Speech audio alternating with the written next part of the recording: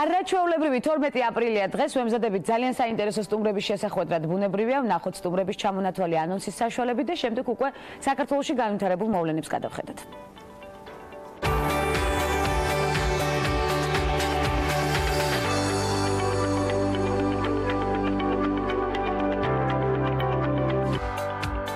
აპრილის გადაცემაში ნარატივით სტუმრები. ნუცა სურგულაძე, საფრანგეთის კულინარიული აკადემიის სტუდენტი. დიზაინერი თამუნა ინგოროყვა. სოფო ბალანჩივაძე, დამოუკიდებელი ტრენერი და მენეჯმენტ კონსულტანტი. ეს ქალების ნარატივია. გვანცა ლახიძესთან ერთად.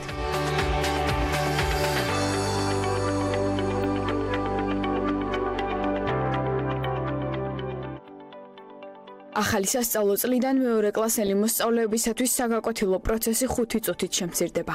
ამის შესახებ განათლებისა და მეცნიერების მინისტრის მოადგილემ ლია გიგაურმა განაცხადა. გიგაურის ინფორმაციით წელს დაწყებით საფეხურზე პირველიდან მე-6 კლასამდე ახალი ეროვნული სასწავლო გეგმა ინერგება, რომლის ერთ-ერთი ნაწილი ნაკლებად დამღლელი საგაკვეთილო პროცესია. ნიშნულოვანია, რომ ყველა კლასში გვექნება შინაარსობრივად და ტექნიკურად განახლებული საღამოძღვანელოები, აბსოლუტურად განსხვავებული მეთოდოლოგიური მიდგომით. განსხვავებული საგნების შემოდის და რაც მთავარია, ისინი განტურთულია და ასაკთან მეტად არის შესაბამისობაში მოყვანილი. ნაკლები საშინაო დავალებებია, უფრო მეტად აქცენტი გადატანილია საკლასო და სასკოლო აქტივობებზე, განაცხადა ლია გიგაურმა. ვებგვერდმა ინდიპენდენტმა გამოაქვეყნა ვრცელი სტატია, სადაც ჟურნალისტის ნიკ რედმეინის სამდღიანი მოგზაურობა სვანეთში დეტალურად არის აღწერილი.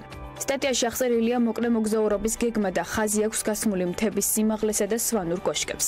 ასევე საუბარია, რომ მესტია სვანეთის დედაქალაქად მიიჩნევა და უშგული ევროპის ერთ-ერთი ყველაზე მაღალი დასახლებული პუნქტია. ავტორი ამბობს, რომ ამ კუთხეს ქართველები ნაკლებად სტუმრობენ. 6 თვიანმა მკაცრმა ზამთარმა საბჭოთა რეჟიმმა და სვანების მტკიცე ხასიათმა კი ეს მხარე საქართველოს ყველაზე იზოლირებულ და პერიფერიულ ნაწილად აქცია. სტატიაში მოგზაურობა საკმაოდ მხატვრულად და დეტალურად არის აღწერილი, ხოლო ბოლოში წარმოდგენილია სიუჟეტი თუ როგორ მივიდა ჟურნალისტი მესტიამდე. ქართველი მსახიობი მერაბ ნინიძე სუპერპოპულარულ ამერიკულ სერიალში ჰოუმლენდში გამოჩნდება. გადაღებები ამჯერად მიმდინარეობს. სერიალის მე-7 სეზონის მე-11 სერიაში ნინიძე რუსი დაზვერვის სამსახურის თანამშრომლის მიროვის როლს შეასრულებს, რომელიც ამერიკის შეერთებული შტატების ქალი პრეზიდენტის წინააღმდეგ დაგეგმილი საიდუმლო ოპერაციის ხელმძღვანელია. სეზონის ჯერჯერობით ბოლო მე-9 სერია ახლახანს გამოვიდა, სადაც მიროვის ხმა ისმის და ადვილად შეგიძლიათ ნინიძის ხმის ამოცნობაც. მერაბ ნინიძის პერსონაჟი ამ სეზონის მე-11 ეპიზოდში გამოჩნდება, შემდეგ სეზონში კი მისი გმირი ერთ-ერთ მთავარ პერსონაჟად მოიაზრება.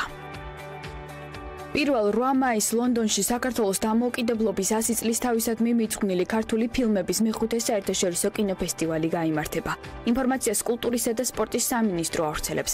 გამოფენის გახსნის ცერემონიალზე წარმოდგენილი იქნება ქართული კინოაფიშები ეროვნული არქივიდან, ქართული ღვინისა და კერძების თანხლებით. ფესტივალზე აჩვენებენ ასევე ბოლოს გადაღებულ ქართულ ფილმებს და ურუშაძის აღსარებას, ნანა ექვთიმიშვილის ჩემი ბედნიერი ოჯახი, ანა ურუშაძის საშიში დედა მარიამ ხაჭვანის დედი და სხვა. ფესტივალზე გაიმართება დისკუსია ფილმის რეჟისორებთანაც.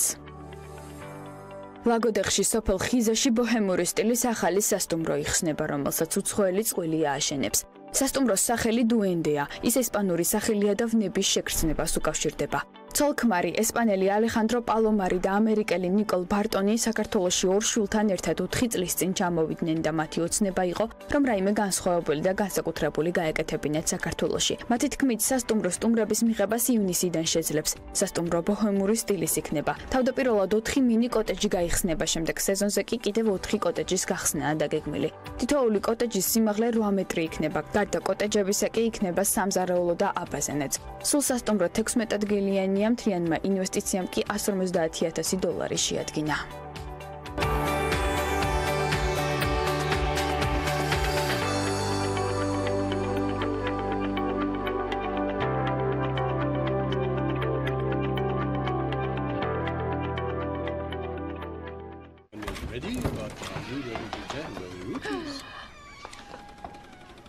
Bonjour. Bonjour, madame.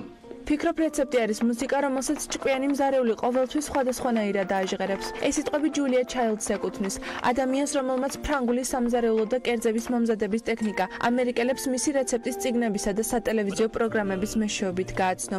ჯულია ჩაილდმა მოახერხა და კულინარიით დააინტერესა 100,000-ობით ამერიკელი დიასახლისი, თუმცა მანამდე მისი ცხოვრება სულ სხვანაირად მიედინებოდა. ჯულია დაზვერვის სამსახურის თანამშრომელი იყო.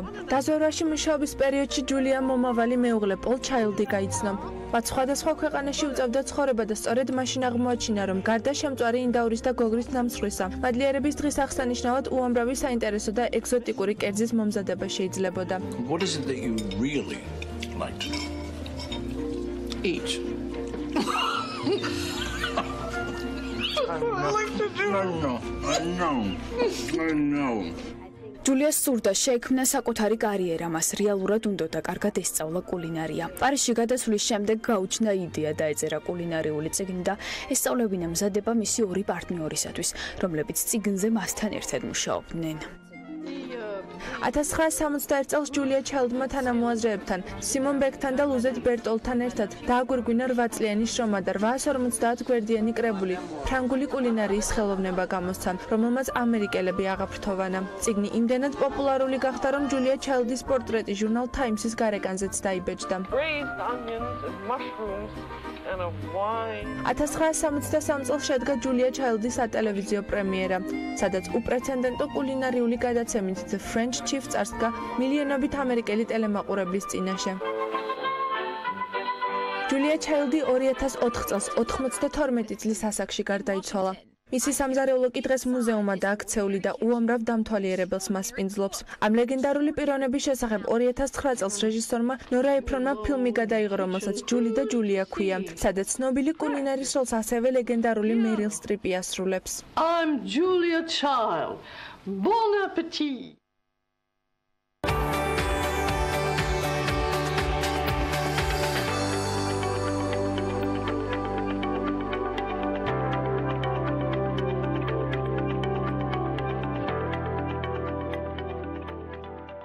ნუცა სურგულაძე საფრანგეთის კულინარიული აკადემიის სტუდენტი სტუმრობს ქალების ნარატივს ერთიანდება ქალების ნარატივის არეალში. უღრმესი მადლობა მინდა მოვახსენო მას გადაცემაში მონაწილეობისთვის, ძალიან საინტერესო და წინასწარ ვიცი მნიშვნელოვანი დიალოგისთვის, რომელიც გველოდება პალედეტეს ჩაის დაგემოვნებად შეგვიძლია. ჩაის მოყვარული ხართ?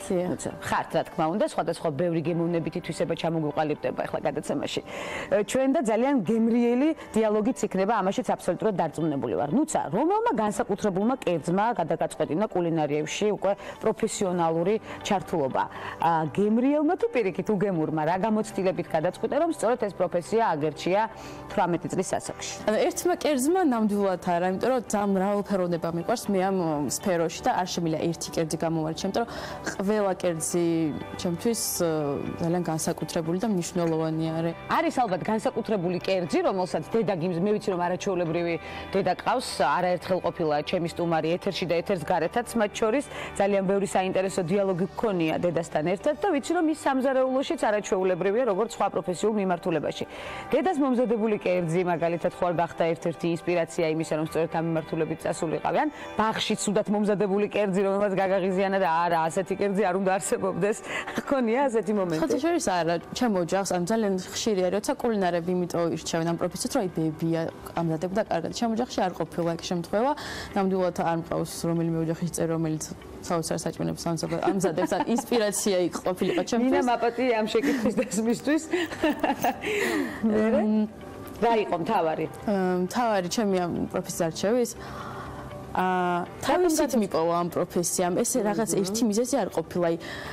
ბავშვობაში ვუყურებდი ძალიან ბევრ კულინარიულ გადაცემას. მოგწონდა კულინარიული გადაცემა? აი, სულ მაინტერესებდა და წარმოვიდგინე რომ ერთ დღეს მე აი იმ გადაცემის მონაწილე ვიქნებოდი ან წამყვანი, რომელიღაცა მინდოდა აი ძალოფლება მქონოდა ამ ჟურნალისტიკაზე ოცნებობდი ბავშვობაში როგორც ვიცი. ჟურნალისტიკაზე იმიტომ ოცნებობდი რომ აი ტელევიზიაში მინდოდა ყოფილიყავი და ესე კონკრეტულად გარკვეულწილად დღეს ავახდინეთ კიდეც ერთ-ერთი ოცნება ტელევიზიაში უკვე ვარსკვლავი ხარ. მოდის ეს ყველაფერი და სხვადასხვა გადაცემაში ხართ სწორედ მნიშვნელოვანი სტუმარი, ახლა ხანს გნახეთ კიდევ ერთ-ერთ გადაცემაში და ძალიან გვახარებს ეს ტენდენცია. მე ვიმედოვნებ, რომ არაერთხელ იქნები ჩემი სტუმარი ცხადია ქალების ნარატივში.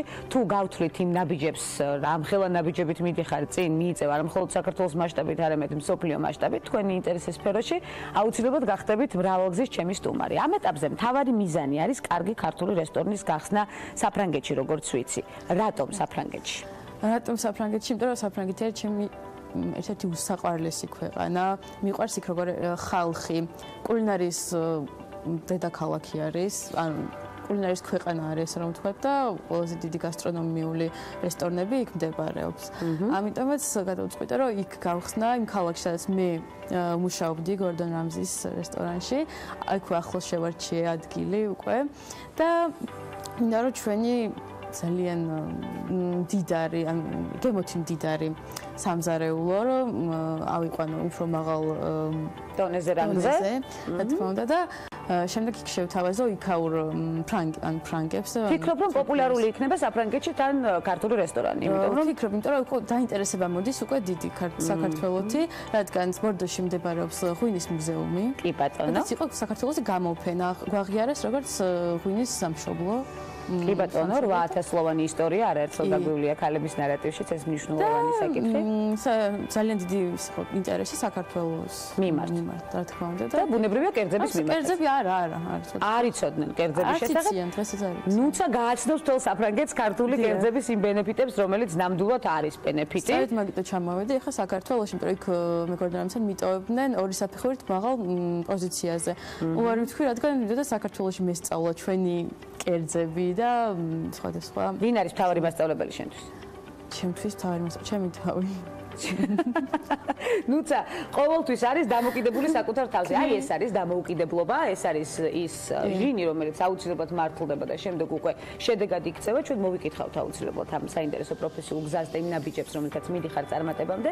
საქართველოში რესტორნების ხარისხი მომსახურება და კერძების მრავალფეროვნებაც განვიხილოთ ამავდროულად, უკვე ლოგიკურად უნდა გადავიდეთ კერძების მრავალფეროვნებაზე. ამბობენ, არის საზოგადოების ნაწილი, რომელიც საუბრობს, რომ საქართველოში ქართულ კულინარიაში არ არის მრავალფეროვნება. თუმცა ეს სტერეოტიპი დაიმსხვრა არაერთგზის.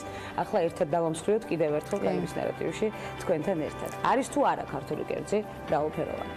დიახ, თან ძალიან და ისეთი მრავალფეროვნება და ისეთი კერძები გვაქვს, რომელიც არსად მსოფლიოში არ არის. ჩვენი წინაპრების დანატოვარი კერძები, აი ძალიან იშვიათი არის, ვერსად ვერ ნახავ ისეთი არის და გემოები გვაქვს, სუნელები გვაქვს, სხვადასხვანაირი, აი ისეთ დანამატები.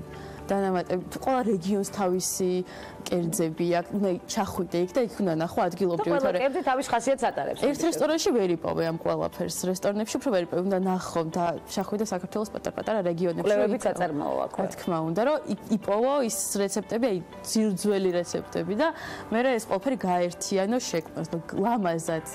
არაერთი შეფმზარეული სხვათა შორის ამით არის უკვე საქართველოში დაკავებული, ჩვენ გვაქვს ძალიან ბევრი შედეგი, თუმცა საფრანგეთში არ იციან ამის შესახებ და ნუცას რესტორანი იქნება ის მომავალი წერტილი, რომ გააცნოს მსოფლიოს სწორედ ქართული კერძების მრავალფეროვნება. განსაკუთრებული კულინარიული ექსპერიმენტი, რომელიც ოჯახის წევრებმა და მეგობრებმა უკვე შეგიფასეს. გაქვთ ასეთი? რადგან მასწავლებელი არ გვყავს, რაც საკუთარ თავზე დამოკიდებულები სამზარეულოში სტრიალებს მარტო და დარწმუნებული ვარ ექსპერიმენტებიც მრავლად არის. განსაკუთრებული თუ გახსენდება რომელიმე კერძი შენ შემოქმედებაში? ჩემ შემოქმედებაში? აი, იმენად მრავალფეროვანია სამზარეულოში ნუცა. საკონდიტროც ძალიან მიყვარს, ირჩევენ, ან საკონდიტროს ირჩევენ, ან სამზარეულოს. მე ორივეში ვარ, ორივეზე ვიგიშდები და ორივეში მინდა რომ იყოს საუკეთესო და აი ორივეში სულ ახალ რაღაცებს ვაკეთებ. ერთ რაღაცაზე არ ვჩერდები და სულ ახალ რაღაცებს თავაზებ და ყველაფერს სულ სიახლეს თავაზებ ჩემ მეგობრებს თუ კოლეგებს. ერთი სული მაქვს, როდის დამპატიჟებ შენს მომზადებულ კერძზე. მომზადდი. ნუციკო, всё, პირდაპირ ეთერში დაპატიჟებული ვარ, მორჩა, უკვე გადაწყვეტილია ეს საკითხი. საფრანგეთში კულინარიულ აკადემიაში სწავლობთ, ესეც არ მინდა გამომრჩეს მნიშვნელოვანია ნამდვილად. რა ღირებულებებს ჩამოთვლით შეძენილს სწავლის პერიოდში?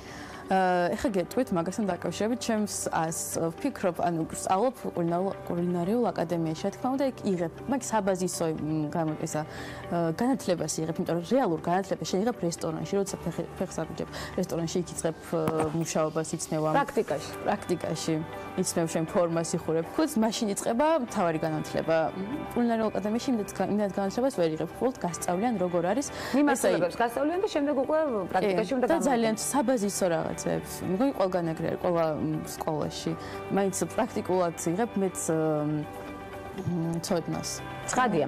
აკადემიაშიც და იმ პრაქტიკული ცოდნის მიღების დროსაც ცხადია გიწევთ სხვა ქვეყნის მოქალაქესთან ურთიერთობა, სწავლა აკადემიაში. როგორია მათი ინტერესი ქართული კერძების მიმართ და ზოგადად საქართველოს დაინტერესება როგორია საქართველოს? დიდი დაინტერესება არის ჩვენი ქვეყნის მიმართ, რომ უცხო ქვეყანა არის და საინტერესო გამოცდილება, სიახლეები და ენაზეც გიждდებიან ჩვენ დამწერლობაზე და რა ვფიქრობენ რომ რაღაც განსხვავებულები ვარ ჩვენი არის რატომაც გონიათ რომ განსხვავებული არის იმიტომ რომ სხვა ერებთან დამოკიდებულება ცოტა ისეთი არის რომ როიგებ რომ ქართველი არის რაღაც ყველა გიცი სახით მიყურებს რომ ვაიმე რა საინტერესოა ნუცა საუბრობს 5 ენაზე 18 წლის ასაკში უკვე თუმცა იქ როგორც ჩანს საფრანგეთში ქართული ენის პოპულარიზაციასაც ახდენს რადგან ენის დაინტერესდნენ ჩემი მეგობრები ვინც ყავს იქ ოჯახი მყავს ფრანგი და ყველას ვასწავლი ქართულს დათვლა იციან ჩვენი ალფაბეტი იციან ასე თუ ისე ამბანი კი ბატონო და ანუ უნდათ რომ ისწავლონ ქართული ენა კი ბევრი ადამიანი მყავს რომელმაც უნდა რომ აინტერესებს უკვე ჩემი მყავს ოჯახი ფრანგები და უკვე სამჯერ არიან აქ ჩამოსვლები თავის სურვილით გიждდებიან ქართულ საჭმელებზე და ჩვენ ანუ ქვეყანაზე ნუცა ზრუნავს ტურისტულ პოტენციალზეც ცხადია საქართველოში და პოპულარიზაციას და ჩამომყავს ყველა ჩემი მეგობარი და ვინც ჩამოდის აი ყველაფერს ვათვალიერებ მიმყავს რა ბათუმიდან დაწყებული სიღნაღი, ცხეთა, რესტორნებში სულ რომ გავასინჯე საჭმელი. და ამასობაში იღებ ბევრ ფოტოს, მე ვიცი კიდევ ერთი შენი. საინტერესო მიმართულების შესახებ, გიყვარს ფოტოების გადაღება, განსაკუთრებით არჩევ საინტერესო თემებს და ალბათ ტურისტული პოტენციალის გაცნობის დროსაც მრავალი ფოტო გადაგიღია. ხომ არაპირებ გამოფენის მოწყობას? გამოფენის მოწყობა ჯერ არ მცალია, სხვა გეგმები მაქვს ძალიან ბევრი, ამიტომ გამოფენა ჯერ არ მგონია, მაგრამ ჯერ პირველ რიგში კულინარია. კარგი. როდის იქნება ნუცას რესტორანი საფრანგეთში? დღევანდელი გაცვლებით. მინიმუმ 5 წელი დამჭირდება. მინიმუმ 5 წელი, თუმცა 5 წელი მაქსიმუმ 5 წელი. მაქსიმუმ 5 წელი. მინიმუმი მაქსიმუმ მე იმედი მაქვს რომ 5 წელი ლოდინი არ მოგიწევს. ხო, ასაკში. აი ნახოთ. არ ვიცი, ესე ვერ იცი. ყოველ შემთხვევაში მე ასე პოზიტიური მიმართულებით მინდა დღევანდელი დიალოგი დავასრულო. მე მაინც გზადაგზა მოვიკითხავ, როგორც უკვე აღნიშნეთ არაერთხელ იქნები ჩვენი სტუმარი. ცხადია და მოვიკითხავ თქვენს საინტერესო პროფესიულ გზას სწორედ იმ მიზნისკენ, რომელიც გაქვთ დასახული. ნუცა, უღრმესი მადლობა გადაცემაში მონაწილეობისთვის. წარმატებებს გისურვებთ. ქვეყანაშიც და ქვეყნის გარეთაც ცხადია. ნუცა სურგულაძე საფრანგეთის კულინარიული აკადემიის სტუდენტი, ძალიან ბევრი გეგმის ავტორი და შედეგებზე ორიენტირებული, ძალიან დიდი ნაბიჯებით მსვლელი, რა თქმა უნდა, უკვე ამ მიმართულებისკენ და ჩვენ აუცილებლად გაუყვებით მის თითოეულ ნაბიჯს და ცნობილი იქნება თქვენთვისაც ჩვენი მაყურებლისთვის ცხადია ყველა დეტალი მნიშვნელოვანი. მცირე სარეკლამო ბლოკის შემდეგ ბრუნდებით მორიგ საინტერესო სტუმართან ერთად დაგვალოდით.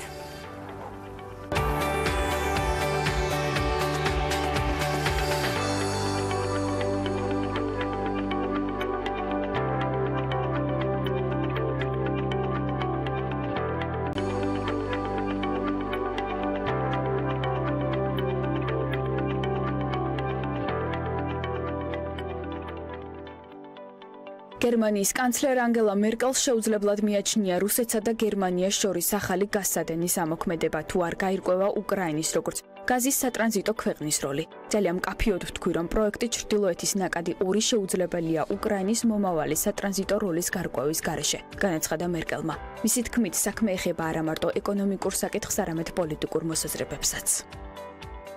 ამერიკის შეერთებული შტატების პრეზიდენტი დონალდ ტრამპი და მისი წინამორბედი ბარაკ ობამა ბრიტანეთის სამეფო წყვილის ქორწილს არ დაესწრებიან. ეს განცხადება თეთრ სახლში გაკეთდა. კენსინგტონის სასახლეში კი განაცხადეს, რომ მსოფლიო ლიდერები პოლიტიკური ფიგურები არიან, ამიტომ მათ არ მიიწვევენ.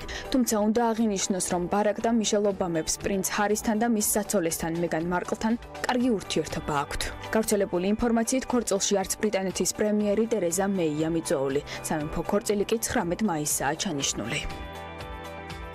2019 წლის დასაწყისში პირველი წყალქვეშა რესტორნის გახსნა სამხრეთ ნორვეგიაშია დაგეგმილი. რესტორანს დაახლოებით 11 მეტრის სიგანის შუშის კედელი ექნება. საიდანაც თვალის მომჭრელი წყალქვეშა ხედები გადაიშლება, ხოლო მენიუში აქცენტი რა თქმა უნდა ზღვის პროდუქტებზე იქნება გადატანილი.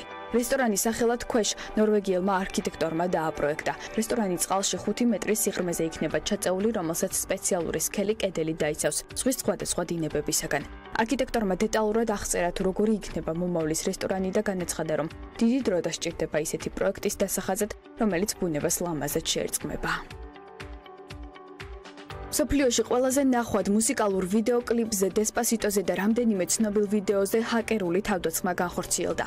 ჰაკერებმა YouTube-ის აკაუნტებით იერიში მუსიკის დესპასიტოს კლიპზე ასევე შაკირას, სელენა გომეზის, ტეილორ სვიფტისა და დრეიკის ვიდეოებზე მიიტანეს. მათ შეცვალეს სათაური და ნაცვლად ნამდვილი სახელისა ვიდეოებს დააწერეს თავისუფლება პალესტინას. ავტორიზებული აკაუნტების მიერ ვიდეოები მალევე წაიშალა, მაგრამ მიუხედავად ამისა ეს ინფორმაცია ვირუსულად გავრცელდა.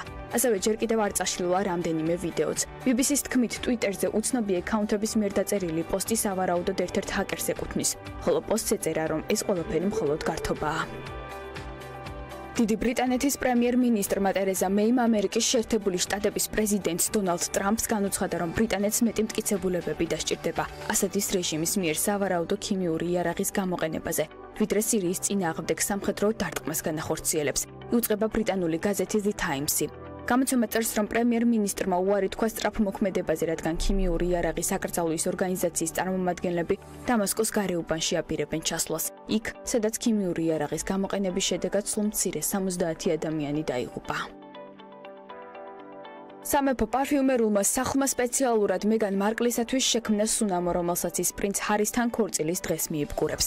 ფლორის ლონდონი ერთ-ერთი უძველესი ბრიტანული პარფიუმერიის სახლია, რომელიც სამეფო ლიცენზიას 1820 წლიდან ფლობს.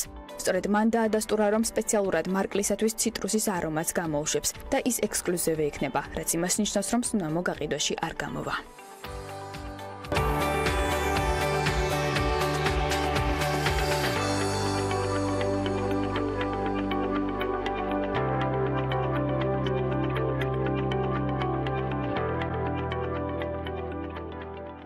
ბრუნდებით რეკლამის შემდეგ მორიგ საინტერესო სტუმართან ერთად ძალიან ბევრი საინტერესო მიმართულების განსახილველად სხვათა შორის ერთ-ერთი მათ შორის არის სივის შედგენა, მიხვდებით ახლა ვიზია საუბარი ცხადია, სოფო ბალანჩივაძე, დამოუკიდებელი ტრენერი და მენეჯმენტ კონსულტანტი. მე სხვადასხვა მიმართულებით განმიხილავს თქვენი რეგალია სხვათა შორის. სოფო, პირველ რიგში უღმესი მადლობა კიდევ ქალების ნარატივში გაერთიანებისთვის, კიდევ ერთხელ და არაერთგზის იქნება თქვენი სტუმრობა დაფიქსირდება ცხადია გადაცემაში და ჩვენ გარგვიხილავს თქვენი სხვა აქტივობა. ზანდუკიჩის გულისხმობ, ჩვენ დაუბრუნდებით ამ აქტივობას, იმ პირობასაც გადავამოწმებ, რომელიც დავტოვეთ წინა გადაცემაში და თქვენი CV ყველაზე უკეთ მეტყველებს თქვენს უნარებსა და პიროვნულ თვისებებზე. ვიცით, ესეც თქვით ერთხელ ჩვენ საქმიან დილაშიც, ჩვენს პროექტში ერთ-ერთში. ეს ის საკითხია, რომელიც პროფესიული გზის ნებისმიერ ეტაპზე გვჭირდება ცხადია და გვადგება. შევადგინოთ ახლა სოფო ბალანჩივაძის CV ნარატივით, მორიგად. სოფო, რა წერია თქვენ CV-ში პირველი? რომელი გამოცდილებით ვიწყებთ საინტერესო პროფესიულ გზას? პირველ რიგში მადლობა კიდევ ერთხელ მოწვევისთვის და იმედი მაქვს კიდევ მოვახო. აუცილებლად თუ კომფორტულად იგრძენით თავი ჩვენთან გადაცემაში. პირველი რა წერია? პირველი მიწერია ზანდუკიჯი, იმიტომ რომ ძალიან ჩემია და შვილივით მიყვარს და ვამაყობ. ანუ ეს მნიშვნელოვანია, შენს მიერ პრიორიტეტული კომპანია, ან ესათვის ლოკაცია წამოწიო პირველ ეტაპზე? კი, მნიშვნელოვანია და მან ჩანს ხოლმე, ანუ როცა რამდენიმე სამსახური გაქვს პარალელურად, ანუ პრიორიტეტის მიხედვით უნდა დაალაგო და რა თქმა უნდა იმას მივანიჭე უპირატესობა, რომელიც უფრო ჩემია და ასე ვთქვათ ვყიდი. აი, მეც ამიტომ დავიწყე სწორედ ზანდუკიჯიდან საუბარი და ჩვენ აუცილებლად დაუბრუნდებით ამას. ადრე ხშირად გვხვდებოდა ბევრი შეცდომა CV-ის შედგენისას. მე მახსოვს რამდენიმე თვის წინ თუ საუბრობდით ამაზე. ახლა უკვე შედარება მაინტერესებს როგორია. გაიზარდა თუ არა ცნობიერება ამ მიმართულებით საზოგადოებაში? მე ვიტყვი, რომ პროგრესი არის, სასახად არის და ნუ იმით დავიწყებ, რომ საერთოდ პირველად მე დავიწყე მთელი ჩემი ჯგუფის და ნაცნობ მეგობრების CV-ის გაკეთება, იმიტომ რომ ეს რაღაც პერფექციონიზმი თავიდან მომზდევდა. მართალია არ ვიცოდი როგორ უნდა გაკეთებულიყო, მაგრამ ნუ ვცდილობდი. და სიტუაცია თავიდან იყო ძალიან რთული.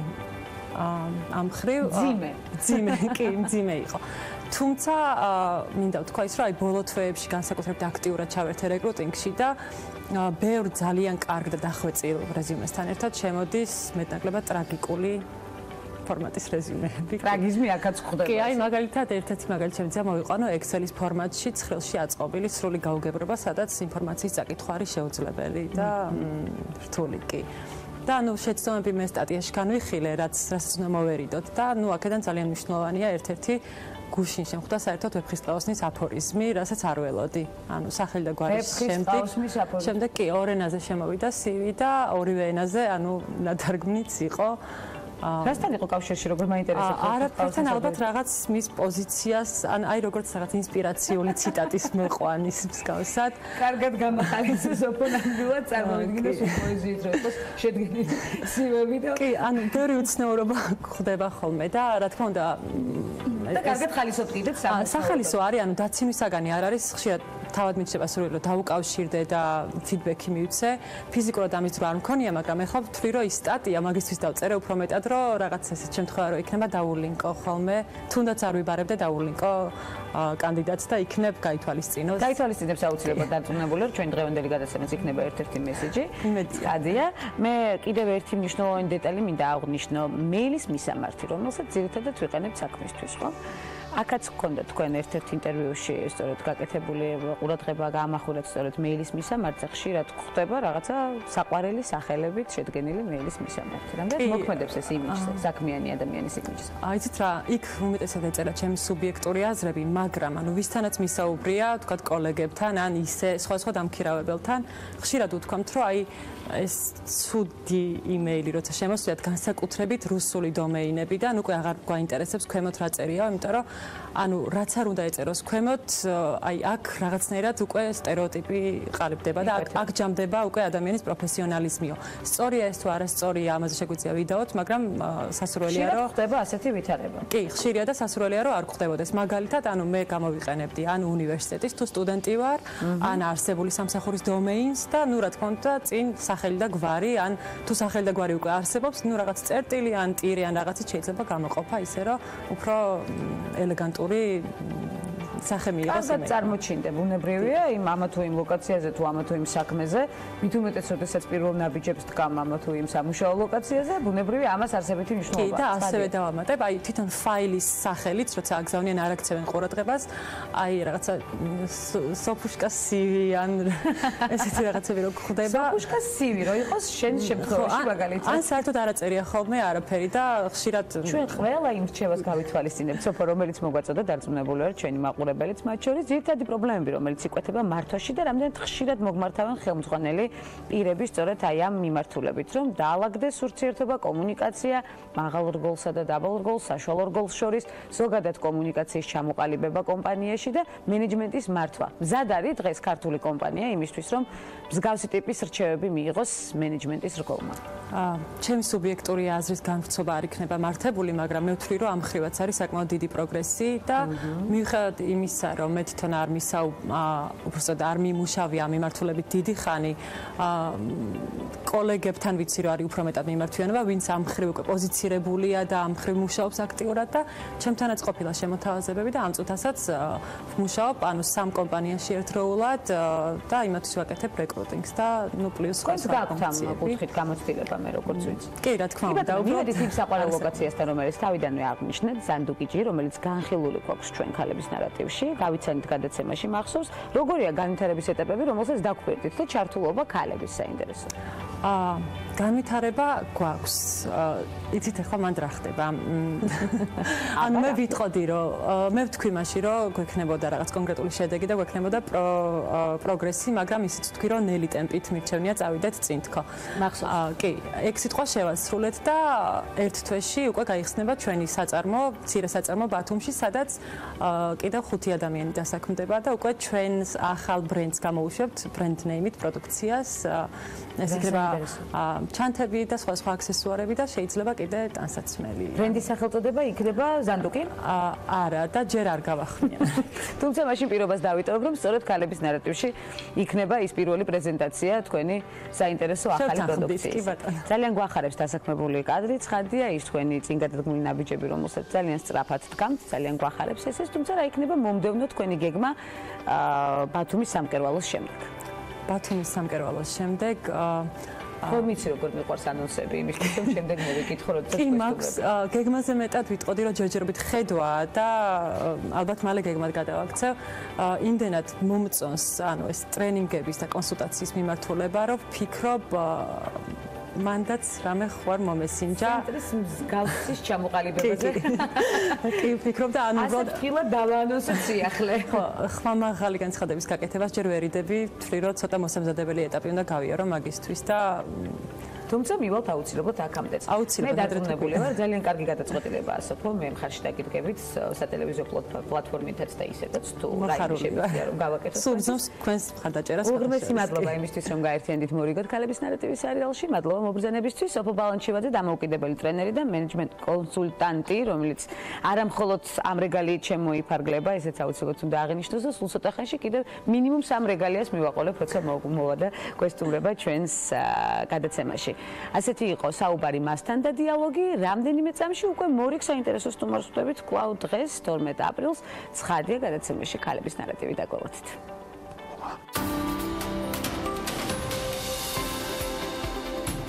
თინა ბრაუნი, ჟურნალისტი, ჟურნალის რედაქტორი და თოქ-შოუ The Diana Chronics-ის ავტორია. ბრაუნი 1953 წელს დაიბადა ბრიტანეთში. 2005 წელს კი ამერიკაში გადავიდა საცხოვრებლად. 17 წლის ასაკში ჩააბარა ოქსფორდის უნივერსიტეტში და ინგლისური ლიტერატურის ფაკულტეტის ბაკალავრის ხარისხის დიპლომი აიღო. აქტიურად იყო ჩართული უნივერსიტეტის ჟურნალის საქმიანობაში. სტუდენტობის ასაკში ასევე თამაშობდა უნივერსიტეტის თეატრალურ დასშიც. 25 წლის ასაკში გახდა ჟურნალ თეთლერის 1994-92 წლებში კი ჟურნალ Vanity Fair-ისა და The New Yorker-ის რედაქტორი. 2000 წელს ბრაუნმა ბრიტანეთის იმპერიის მეთაურის ორდენი მიიღო საზღვარგარეთ ჟურნალისტად მსახურებისთვის, ხოლო 2007 წელს ჟურნალისტთა დიდების ხეივანში შევიდა. 2008 წელს მიიღო ჯორჯ პოლკის და 10 ეროვნული ჟურნალის ჯილდო. იმავე წლის ოქტომბერში ბრაუნმა ბარი დილერთან თანამშრომლობით დააფუძნა ამერიკული ნიუს ვებსაიტი The Daily Beast, რომელიც 2010 წლისთვის ამერიკული ყოველკვირეული ნიუს ჟურნალი გახდა. 2013 წლის სექტემბერში ბრაუნმა დატოვა ჟურნალის რედაქტორის პოსტი და ახალი თინა ბრაუნ მედია გახსნა, მედია ბისთან ერთად. ბარაკ ობამას პრეზიდენტობის პერიოდში ბრაუნმა მხარი დაუჭირა ერთსქესიანთა ქორწინებას. ასევე ის Women in the World-ის ყოველწლიურ მსოფლიოს სამიტზე ქალთა უფლებებს ანჯელინა ჯოლისთან, შერილ სენდბერგთან და კრისტინ ლაგარდთან ერთად იცავდა.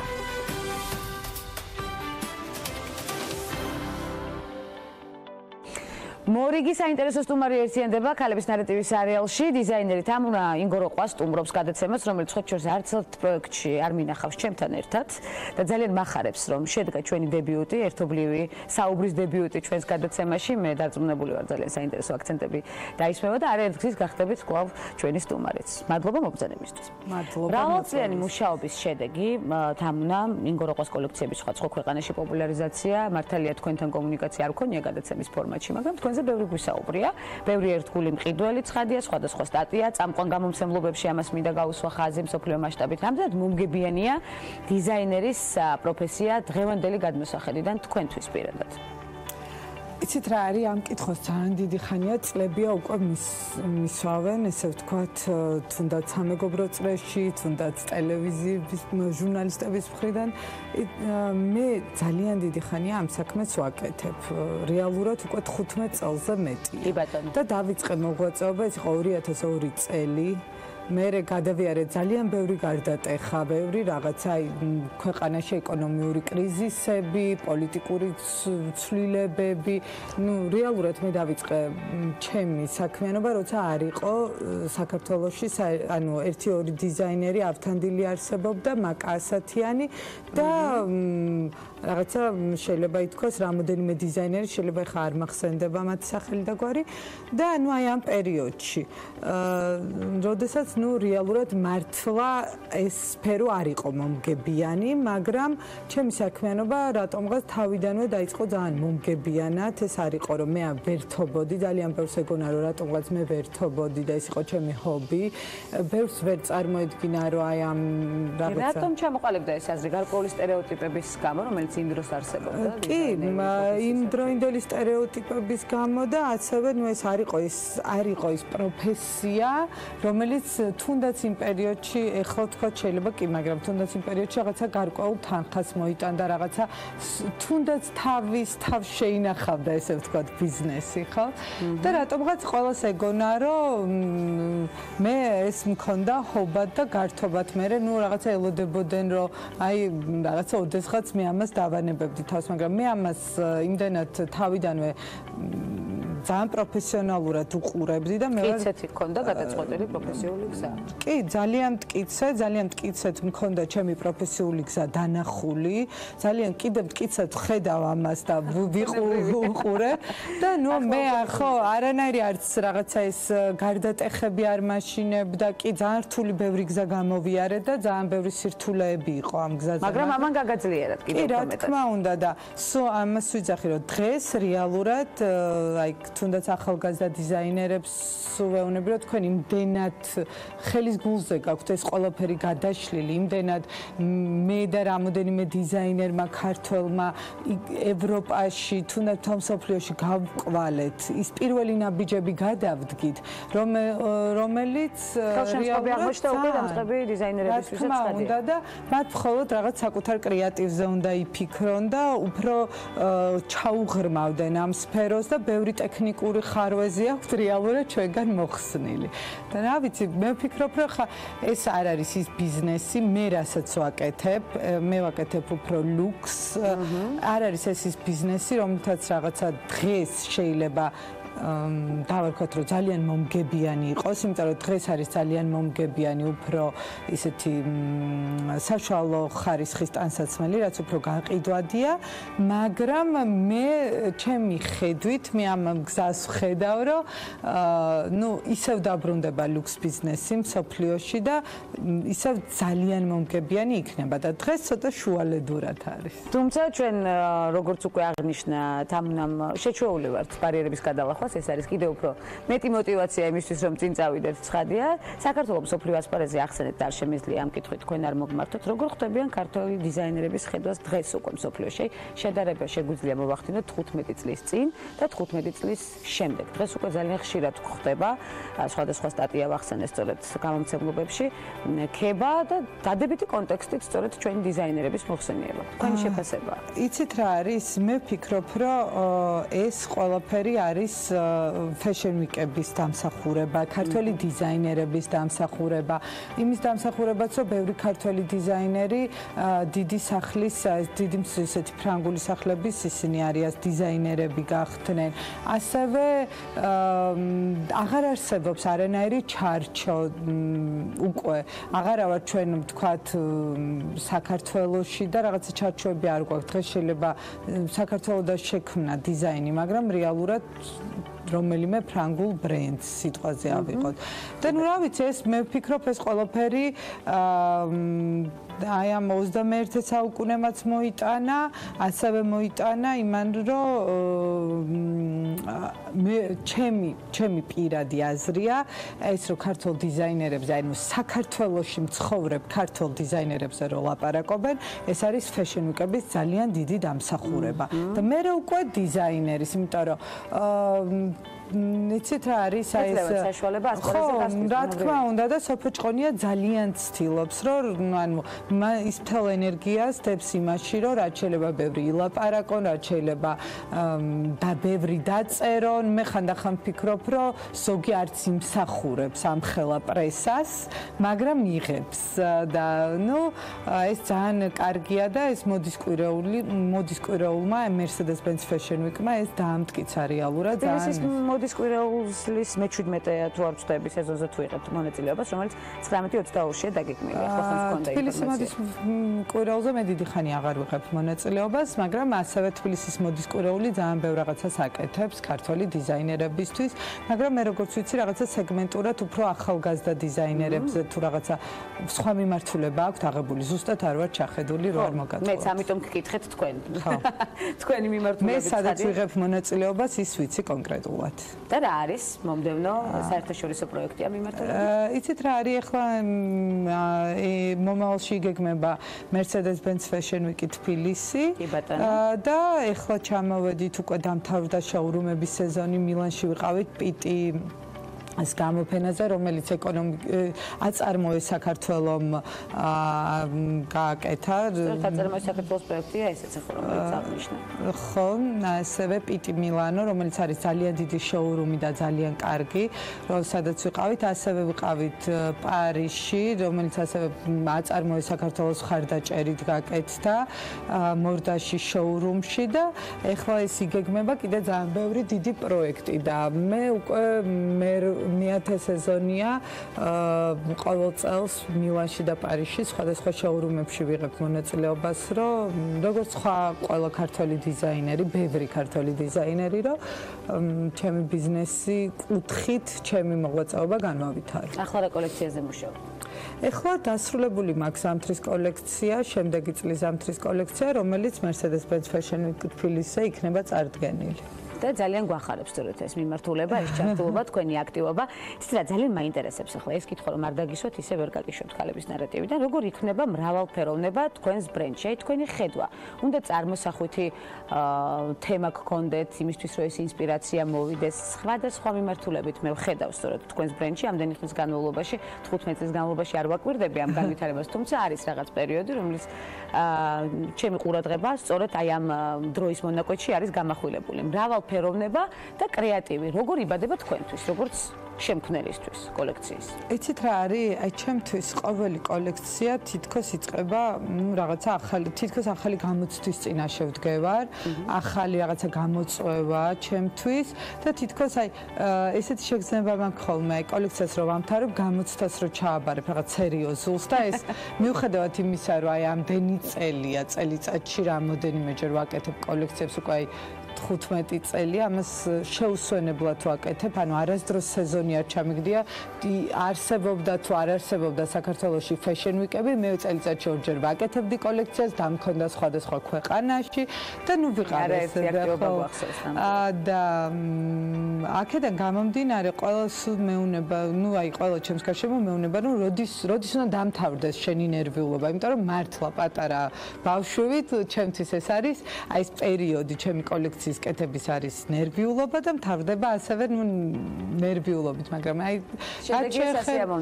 ხო და რაც შეეხება აი ამ ახალ კრეატიულ იდეებს, ახალ კონცეფციებს, რა თქმა უნდა, ამას ძალიან დიდ დროს უთმებ მე, ძალიან ბევრი ძიება არის, თუნდაც თანამედროვე ხელოვნებაში, თუნდაც ფილმებიდან, ყოველთვის მაქვს რაღაცა რეფერენსები, რაღაცა იმიჯები, რომ აი რეალურად მე ძალიან ისეთი სწრაფი აზროვნება მაქვს და მე შინია ხოლმე რომ იმას რასაც ვაკეთებ არ გავიქცე და არ გავასწრო და სადმე სხვაგან არ გავირბინო. ამიტომ ყოველთვის მაქვს დაკონკრეტებული რას ვაკეთებ, რომ ის უცბად სხვაგან არ გადაუხვო და უცბად სხვა რამის კეთება არ დავიწყო და აი ამას რომ ვამთავრებ, უკვე გადავდივარ მე ახალ პროექტზე და ესე და ყოველ პროექტზე ვცდილობ რომ